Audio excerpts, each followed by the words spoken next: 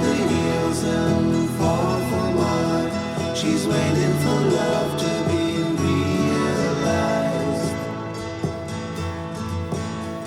I'll send her my heart covered as a gift, and hope that you'll take it into her side. La la la la la la.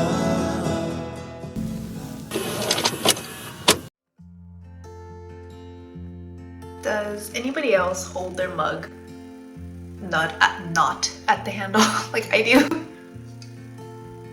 Hello friends, welcome back to my channel. I hope you had a really good summer. My summer was a bit of a wild ride. Lots of healing mentally, emotionally, physically, which I will get to later.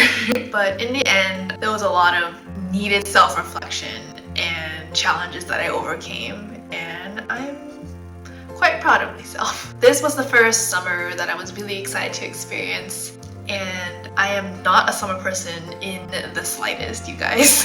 Those of you who know me in real life or on Instagram, you know that I thrive in the autumn time. Anytime it's this time of year or it gets above 70 degrees, I get so angry at the sun. I just shake my fist wondering, why are you even here? Where are the brown leaves? Where are the pumpkins? I don't like this. But this time was a little different. I actually felt really excited to go outside. I wanted to go out and explore and have some fun, and I even saved up for some summer outfits that I wanted to wear. I even got my hair done for the first time, which was really nice and it was really fun. However, things didn't really go as planned, and it is what it is since nothing ever really goes as planned. That's life. But I did not expect to go down that mental spiral that I did this summer. So I ended up visiting my boyfriend in his hometown, and while we had a few good days where I ate so much yummy food, I went to a family banquet, I also went walking in the evening in downtown Disney with a corn dog in hand, and even getting to meet his brother's girlfriend and spending a little bit of time together, we ended up getting the Rona, which is a bummer to say the least. I was really looking forward to seeing my boyfriend after not seeing him for like, what, 6 months? For those of you who don't know, we have been in a long distance relationship for 5 years. So being isolated in the same house was unbearable to say the least. It was just really hard. Unfortunately, I was also struggling mentally, especially with like the bad art blocks that's coming through and feeling like I wasn't even improving on my art, which is so frustrating. And on top of that, I had a lot of expectations from his family, including my own, which, you know, it's normal, and they want me to make the good impression. And although most of the pressure is placed on myself, it really spread all the self-doubt into all aspects of myself, like as a person, and my path, and my self-worth, and I felt really alone. My boyfriend was also studying for a really intensive test, the board's exam for his medical school, so he was in a constant hustle, whereas for me, I which made me so guilty. I honestly felt like I couldn't even do that either. I was also trying my best to just leave him alone and to do his work and do his thing, even though I really craved for his support at the end of the night. And I know what I signed up for, and it is what it is, but it was really hard, and I ended up missing him even though we were like in separate rooms. But it was then that I also realized how much I relied on my boyfriend whenever I had really bad anxiety, and it was to the point that I was neglecting my own inner work. Lately, I've been avoiding my own fears and just not dealing with my bad feelings very well. I find myself often escaping and avoiding those feelings in searching for comfort in Instagram or social media and YouTube, and surprise, I did not find those. I felt more alone and more lost, and I fell into the comparison traps, which made everything so much worse, so much worse. And this habit really trickled down even after my vacation was over. It took me a while to find a remedy, and it's gonna sound so cliche and so obvious, but it's not very common practice, I would say, but journaling really helped me. And I'm not talking about the fancy journaling and like the art journaling that I usually do. Just sitting down and reflecting on that topic of self-worth, which was, prevalent in the month of July for me. It really helped me sort out a lot of things within myself, and it made talking with myself a lot easier and not so scary. It made me see that my self-worth was so low to the point that I couldn't speak up or take up space. So I wasn't even able to rest or communicate properly because I just felt so small, Like I felt like everything that I did was just wrong.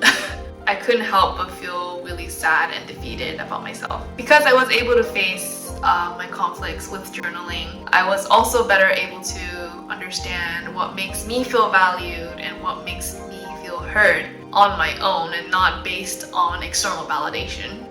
Excuse me. And now that I've kind of laid out all my thoughts and my feelings out on paper, I feel like I can look back at my memories in a better light, and I can see that there were a lot of good things that happened, even though it didn't feel like that at the time. And in hindsight, I really wish I focused on those moments more within that present time.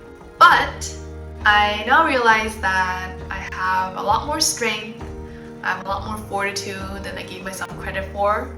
And I think as humans, we all do. And I think it's really important to look inward and harness that power. And I've been avoiding it for a really long time, maybe like months. It really helped clear up the fog of bad moments to reveal the good ones, no matter how few or small they were.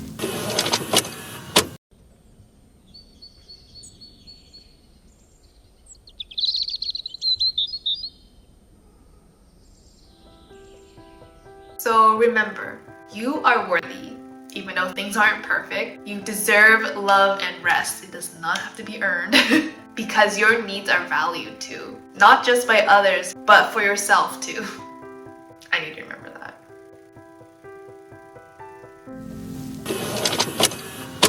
Thank you so much for your continuous support. As a thank you, I've linked a free printable down in the description below and in the pinned comment as well. She's not the most intricate of my drawings, but I've really missed drawing those messy, croquis style girls that I used to use in my journals.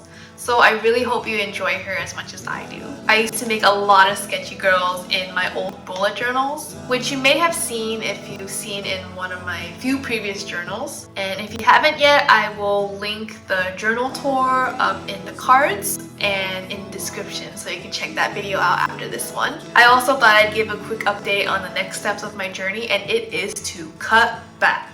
For a while, I've been putting way too many things on my plate, trying to post on Instagram and YouTube, all while trying to open a small business. And this is on top of me working as a barista part-time. And I didn't realize I was stretching myself so thin. So I decided that I want to be more consistent and dedicated on YouTube, as opposed to Instagram, which I want to have a more relaxed approach and just post whenever I feel like it, and more as like a fun hobby kind of thing, where I post whenever I want, interact with the people who I truly care about. I've made a lot of really good friends online, which has been really fun. So I really want to keep those relationships on there, but I don't want to focus too seriously on Instagram. I still have a long way to go with my art, and that used to really bother me in the past. But now it is something that I can really accept, and it doesn't really make me less of an artist. So investing more of my time and energy on YouTube will give me more freedom to create and improve on my art without any added pressure like Instagram does. I will still post art content and journaling content, but now I feel like I can be more fun and playful with it again, and